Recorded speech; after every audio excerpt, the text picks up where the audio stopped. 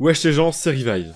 Et bienvenue dans cette review du manga le plus véreux de tous les temps, j'ai nommé The Jojo Lands. Ça y est, après 2 mois de pause marqués par l'annonce de Steel Ball Run en animé et la sortie de Clair Obscur, rien que ça, Jojo est de retour. L'intro va être un peu longue parce qu'il s'est passé beaucoup de choses aussi bien de mon côté que pour Jojo, alors n'hésitez pas à skip à la review si vous vous en foutez. Déjà, comment commencer sans vous adresser un immense merci pour ce live à nouveau légendaire. On a comme il y a 3 ans vécu un moment hors du temps, et c'était absolument fabuleux.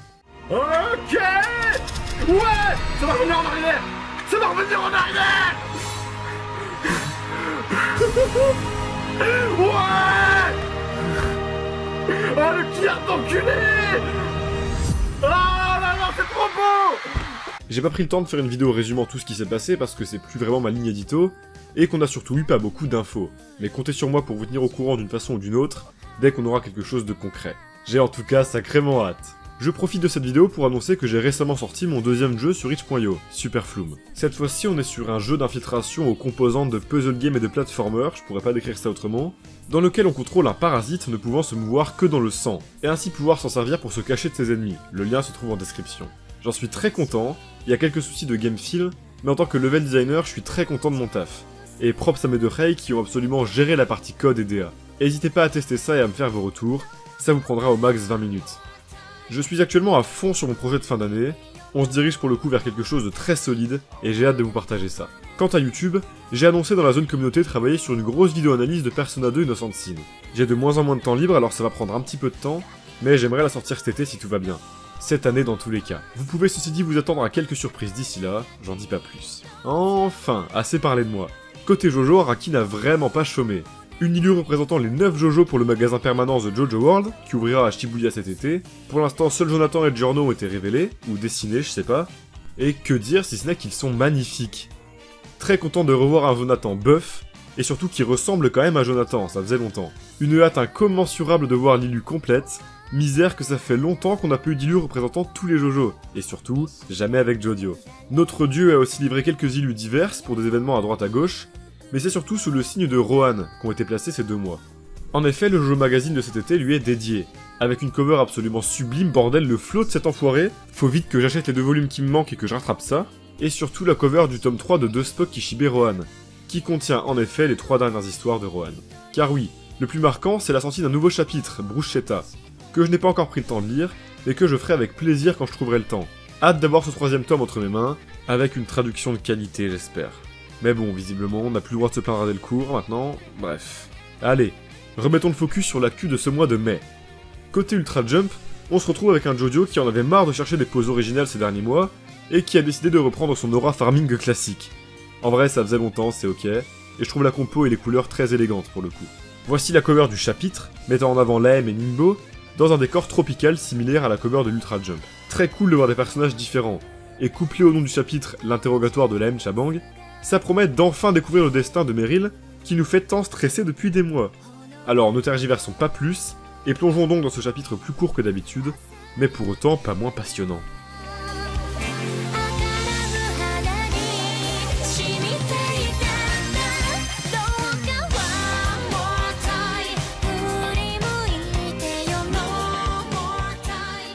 En effet, on a eu le droit ce mois-ci au chapitre le plus court de la série, avec 30 petites pages sans compter la cover.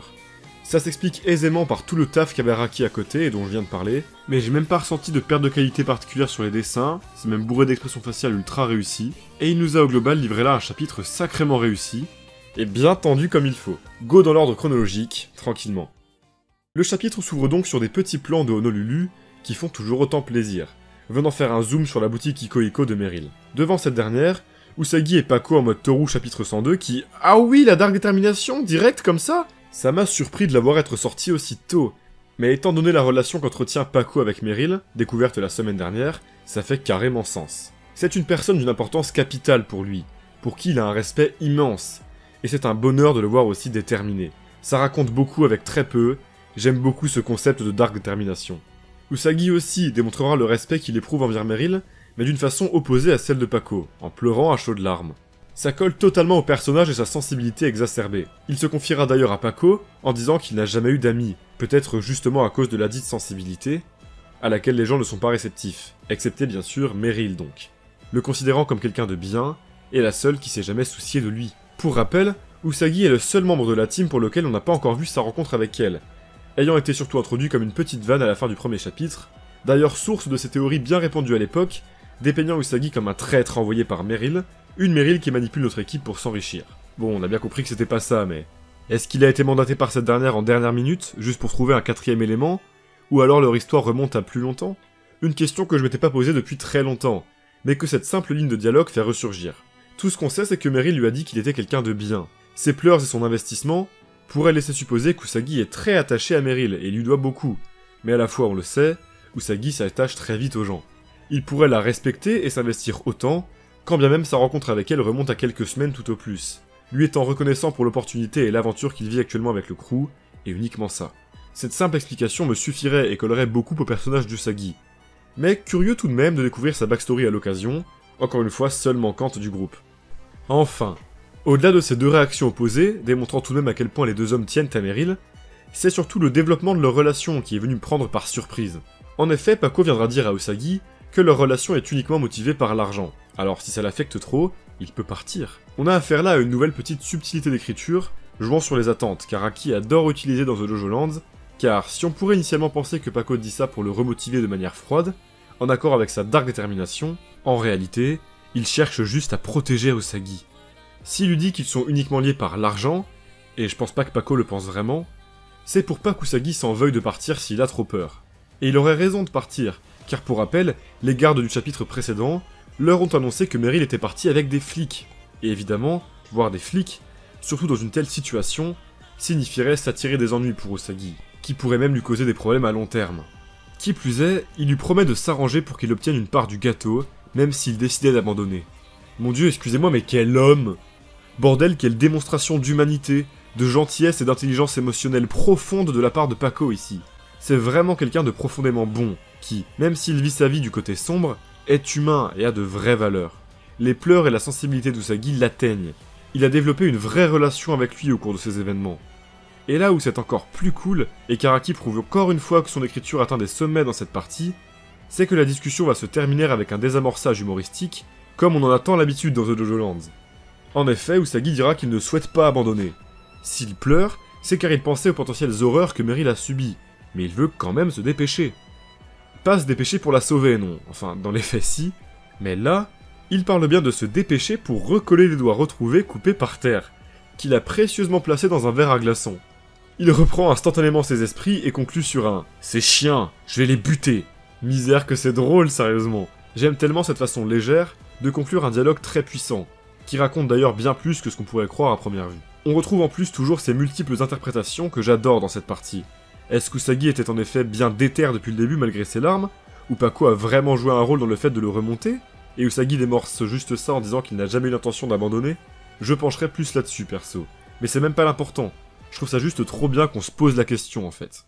J'ai parfois l'impression de surinterpréter certains dialogues de cette partie, mais à la fois ces doubles sens, ces désamorçages, ces ascenseurs émotionnels, ces multiples interprétations possibles, c'est un truc qui arrive tellement que j'ai du mal à me dire que c'est un hasard. Dites-moi ce que vous en pensez, mais de mon côté, j'ai vraiment tendance à juste me dire que c'est en effet incroyablement bien écrit.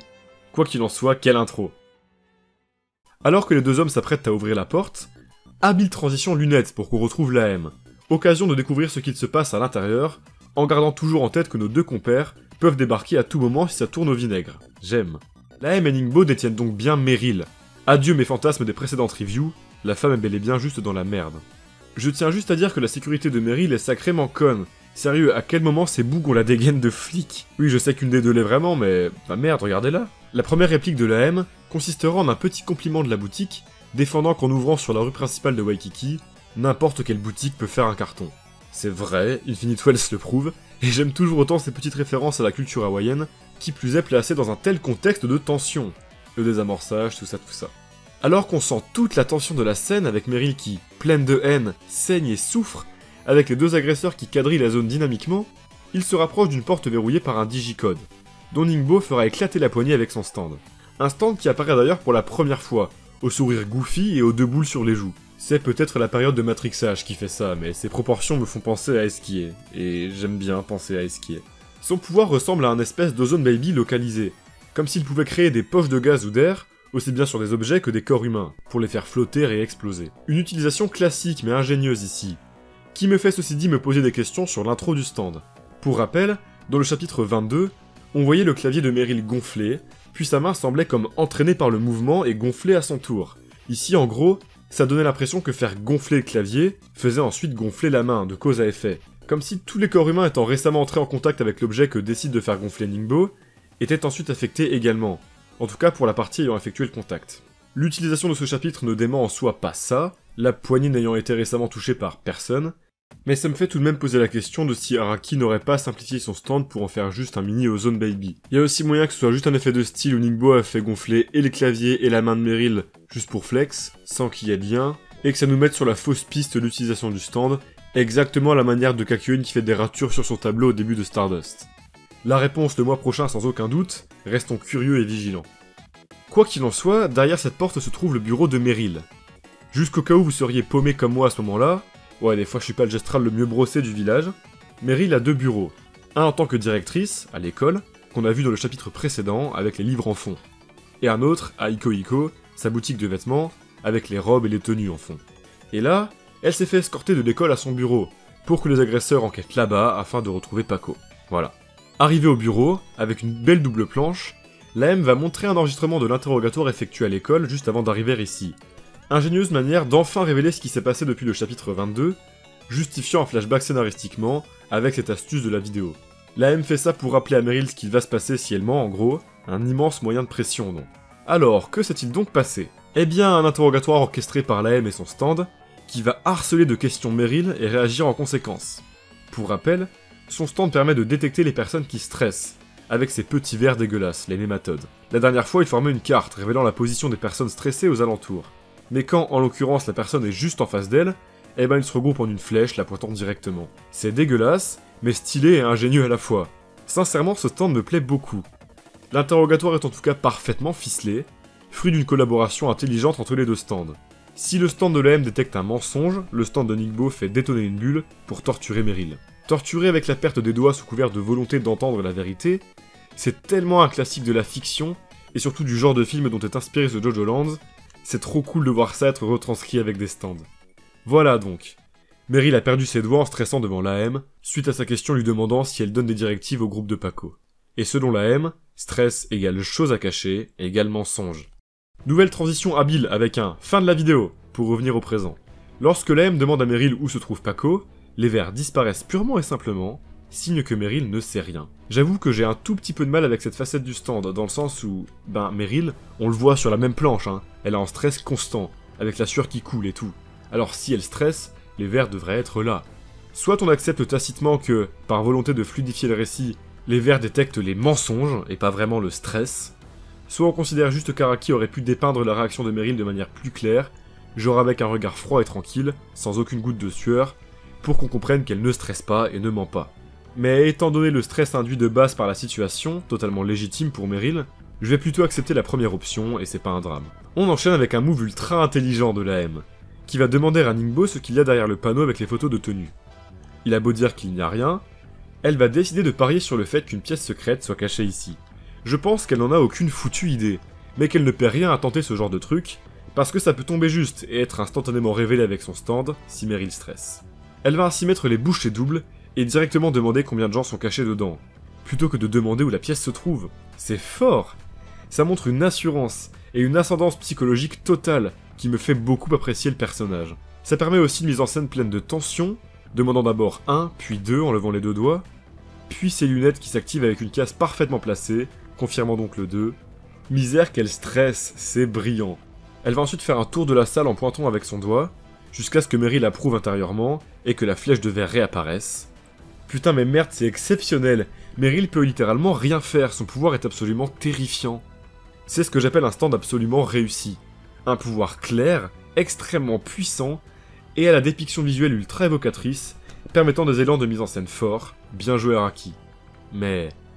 alors que la tension atteint son paroxysme tandis que la trappe est découverte, Meryl reprend soudainement un calme olympien, et va balancer cash que s'ils font ça, c'est car ils connaissent le montant de la dette de Howler, n'est-ce pas? Elle va alors balancer tout clairement sans langue de bois. Le patrimoine de Howler s'élève à 50 milliards. Ils veulent tout prendre et ils auront tout. Elle va ainsi jouer sur le choc de la révélation, car sans aucun doute les deux bougs n'étaient pas au courant, et sont en PLS à l'annonce de ces chiffres, pour leur demander si une part du gâteau ne serait peut-être pas plus aguicheuse que la somme sûrement moindre que leur paye Howler. S'ils décident d'ouvrir la trappe, et qu'ils appellent Howler pour lui révéler ce qu'il y a à l'intérieur, ils pourront s'asseoir dessus. Encore un de ces moments où l'on voit le pouvoir de l'argent dans The Jojo Lands, le niveau de corruption des hommes une fois confrontés à une telle somme. Sans pour autant accepter, ils sont bien perturbés ces deux bâtards, avec la petite goutte de sueur qui arrive chez l'AM. Ceci dit, Ningbo lui reste plus calme, et dit que c'est du bluff. C'est con, mais c'est encore une fois un de ces moments où une caractérisation de personnage est faite avec une simple réplique bien vue, venant donner de la personnalité à ce duo et à leur différence de philosophie. Petite digression d'ailleurs, mais j'aime beaucoup qu'Araki utilise autant de duos d'antagonistes dans The Jojo Lands, ça fonctionne toujours du feu de Dieu. Bref, la tendance a beau être repartie en faveur de Meryl, Ningbo prend le pas d'ouvrir la trappe, même sans le consentement de sa compère. Découvrant ainsi une Lulu posée, tranquille en train de lire, j'avoue avoir explosé de rire. Misère, je l'ai beaucoup dit aujourd'hui, mais ce désamorçage humoristique est juste trop fort. Et c'est pas la tronche absolument légendaire que tire Ningbo qui va nuancer ça. Yokohama est quant à lui toujours dans le coma. Petit truc à relever. L'AM dira qu'il le reconnaît, qu'il est ce gars qui s'occupe des opérations avec Howler. Ça veut donc dire qu'elle connaît Howler depuis quelque temps, ce qui fait poser de nouvelles questions sur ce doute persistant de comment est-ce que les trois nouveaux antagonistes ont rejoint Howler. Pour rappel, l'homme annonçait ne pas se rappeler de les avoir engagés, et j'ai toujours trouvé ça curieux, comme s'il se faisait manipuler, et Kei, avec ses répliques de Daron qui engueule son fils, allait bien dans ce sens. Mais étant donné cette info et les réactions de Ningbo et l'AM quant à la dette, je commence à me dire que Howler les a bel et bien engagés lui-même, et a bel et bien zappé. Ce serait donc juste marrant et raccord avec le perso. Bon alors, à nouveau la tendance repart du côté des agresseurs, mais rappelez-vous ce que j'ai dit au début. Il est important de lire ce chapitre, et de découvrir ces événements, en sachant qu'Usagi et Pako campent derrière la porte, prêtes à bondir à tout moment. Quelle idée brillante d'ailleurs. Ça nous donne vraiment l'impression d'avoir une longueur d'avance constante sur les antagonistes, quand bien même ils paraissent en position de force. Ça rajoute encore une couche de potentiel retournement de situation instantané, à tout moment en toile de fond. Par-dessus même tous ces ascenseurs émotionnels, dont on commence à avoir l'habitude, quand bien même ils restent brillants. Araki pousse donc le mind game toujours plus loin. Et on va pas attendre longtemps, car Ningbo va soudainement se retourner et mitrailler la porte, annonçant haut et fort qu'il a vu Pako Lavlantes, et qu'un autre arrive. Or nous, on voit rien. C'est quoi ce bordel?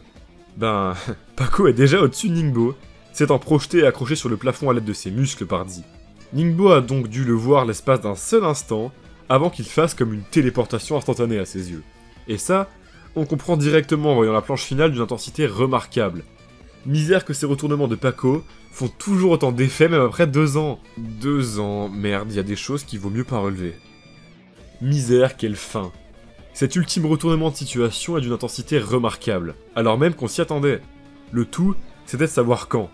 Et à la manière de Meryl, quand ça arrive enfin, on peut pas s'empêcher de se libérer de tout stress et d'arborer un sourire de satisfaction. Les deux hommes sont donc dans la place, prêts à tout casser, et nul doute que l'ascendant sera vite pris.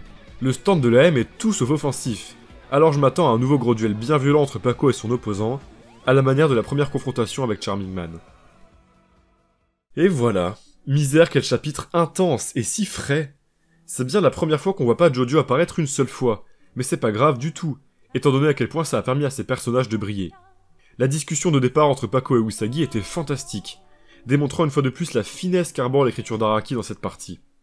Que la caractérisation de personnages est subtile, réussie, et que je les aime. On peut en dire autant du duo Laem et Ningbo, qui se complètent très bien, et au stand ayant permis d'offrir un chapitre à la mise en scène véritablement vertigineuse. Vraiment, Araki maîtrise son sujet, définitivement. Tension, retournement, désamorçage humoristique, jeu mental, tentative de conviction, changement de motivation. Tout transpire les films de casse et de gangsters. Tout transpire Golden Wind en allant encore plus loin, et en ayant plus que jamais sa propre identité. Sincèrement ravi de ce retour. Ravi d'enfin voir ce qu'il se passe de ce côté, quand bien même mon cœur bout, et n'attend que de voir le destin de Howler. J'aime cette partie de tout mon cœur, et j'ai tellement hâte du prochain chapitre. On devrait rester de ce côté-là, je pense. Mais c'est tout aussi bien. Vivement que Pako casse tout, et brille une fois de plus. Allez. J'ai dit tout ce que j'avais à dire, et sur ce, j'en ai fini avec cette review. Et bien voilà, j'espère que vous aurez kiffé cette review. Je me fais la réflexion que même quand les chapitres sont ultra courts, et ben la review est beaucoup plus longue que ça pouvait l'être à l'époque de Jojo Lion. Mais je pense que c'est parce que je m'attarde beaucoup plus sur la mise en scène, le découpage et tout ça maintenant, et même quand les chapitres sont courts et que c'est vraiment focus sur l'action, bah y a plein de choses qui se passent à ce niveau-là, donc je pense que c'est ce qui explique la durée des vidéos. Bref, j'espère que vous avez kiffé. De mon côté, vous l'avez vu, il y a pas mal de petits projets en cours qui arrivent pour YouTube, j'espère pouvoir mettre en place tout ça, ça me régalerait. Je vous donnerai bien sûr des news sur les réseaux et tout ce qu'il faut. D'ici là, si t'as kiffé la vidéo, n'hésite pas à mettre un like, à mettre un commentaire, à la partager. Je remercie d'avance tous ceux qui le feront. Évidemment, je remercie aussi tous les donateurs réguliers de la chaîne qui régalent toujours autant. Et sur ce, je vous donne rendez-vous le mois prochain pour la review du chapitre 26. Peut-être qu'il y aura des choses entre temps, peut-être que ça arrivera un petit peu après. Dans tous les cas, ça arrive. Et n'oubliez pas que The Jojo Land, c'est vachement bien, et oui.